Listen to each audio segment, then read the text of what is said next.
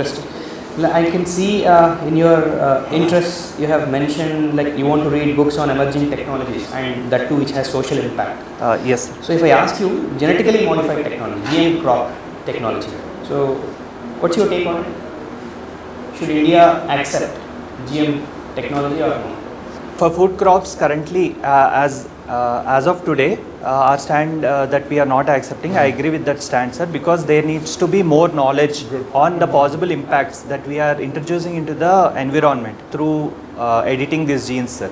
This is a completely artificial procedure. It's not something which is naturally obtaining. So unless and until we have a total take on how it is going to impact various. Don't you think countries which have more prudence than us, like USA, Canada, they are allowing their citizens to consume GM food? Do you think we have more prudence than? So rather than prudence, I can also say that as of today, we are not facing any food shortages that is making us desperate to introduce GM crops. So when such need comes, it's not just about food security, right? It's also about income security. It's about nutritional security. Why not?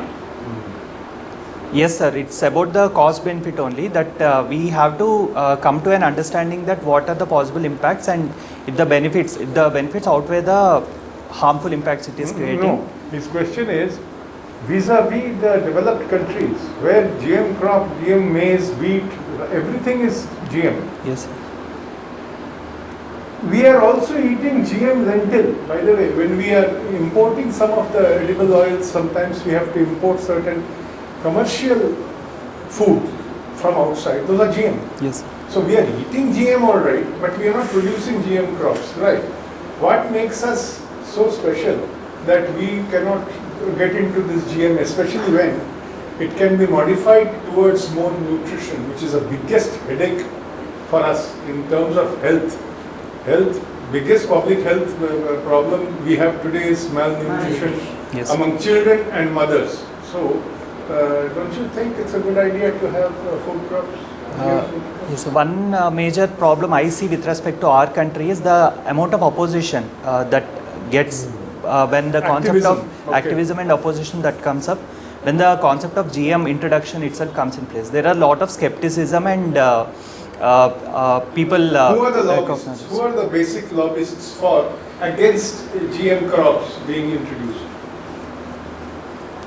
Just remember, seed producers, people who seed banks. You know, there are massive business going on, giving seeds to farmers, selling seeds to farmers.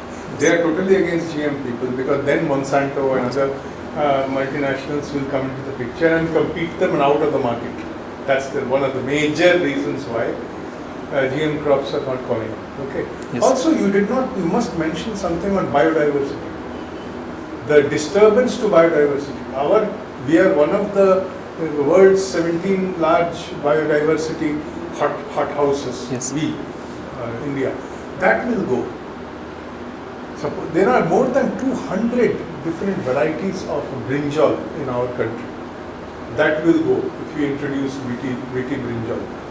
So the variety of crops, which is basically so natural, that will go, and to that extent the variety of nutrition will also go, and only a single point nutrition will come.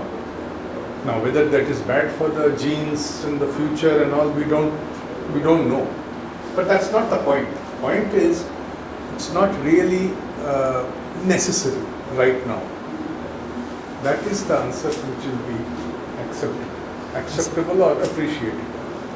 Remember that. Like and subscribe Eagle Media Works.